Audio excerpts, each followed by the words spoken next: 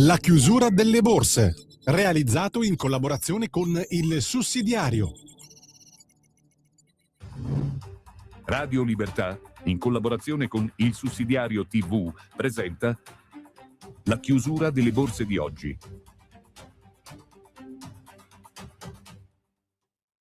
Buonasera e benvenuti. Ora esaminiamo l'andamento dei mercati globali, nello specifico la chiusura delle borse europee in picchiata con l'ampliarsi dell'escalation militare in Medio Oriente dopo l'attacco all'Iran. Ma prima di vedere la chiusura dei principali listini azionari di Euroland, diamo uno sguardo a quello che sta accadendo oltreoceano. Contrattazioni americane, lo Standard & Poor's segna un meno 1,61 a 6.770, Dow Jones scende dell'1,75, 48.043, Nasdaq invece scende dell'1,76 a 24.551, anche l'indice RUT USA Small Cap delle 2000 società a medio e bassa capitalizzazione segna una discesa del 2,65 a 2.585, l'indice invece di volatilità VIX segna un più 17,87 a 25,37. E ora focus al comparto valutario Forex, l'indice del dollaro si avvicina ai 100 con una ripresa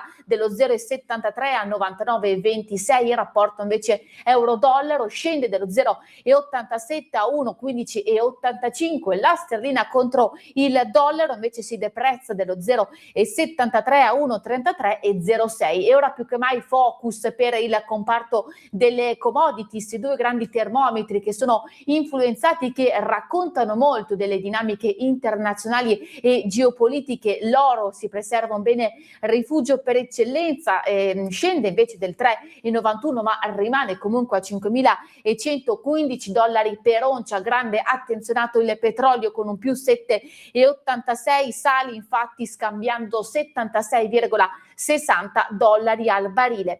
E ora sguardo al comparto obbligazionario, vediamo l'andamento dei titoli di Stato decennali. Partiamo da quello americano che annota un 4,06, mentre quello tedesco 2,76, l'equivalente invece nostro italiano 3,49, con un risultato finale che porta lo spread BTP Bund da 72,700 con un più 14,76, quindi uno spread sempre più a favore del mercato italiano.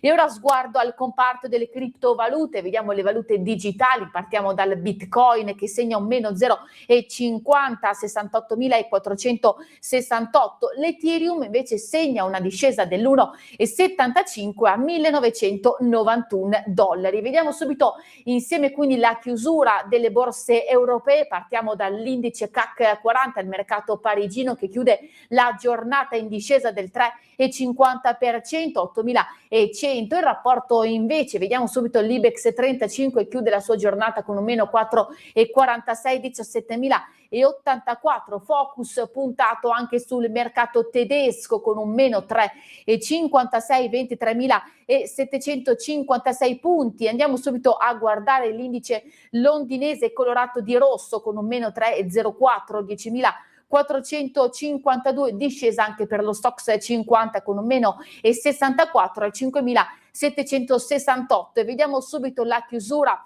del nostro indice italiano a Piazza Affari, l'indice FTSE MIB che chiude la sua giornata in discesa del 4,03%, posizionandosi a quota 44.413 punti.